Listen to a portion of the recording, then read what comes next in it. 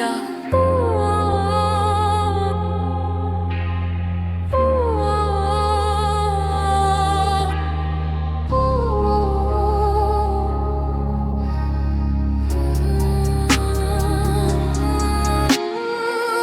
Bu şehrin ışıkları gözümü alır, hep aynı yalan. Telefon titrer her ekranda, yine senin adın, gereksiz bir telaş. Ne hissettiğimi unuttum inan.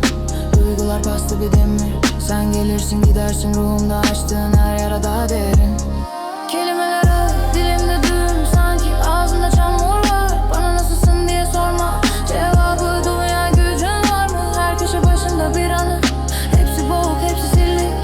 Bu beton ormanda kayboldum, ne bir pusula ne bir kimlik. Yüzümde neon lekesi, ruhumda paslı bir melodi.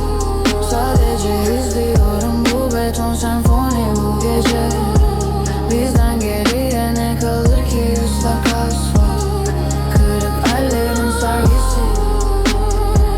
Bu filmin sonu yok, sadece değişir sahnesi.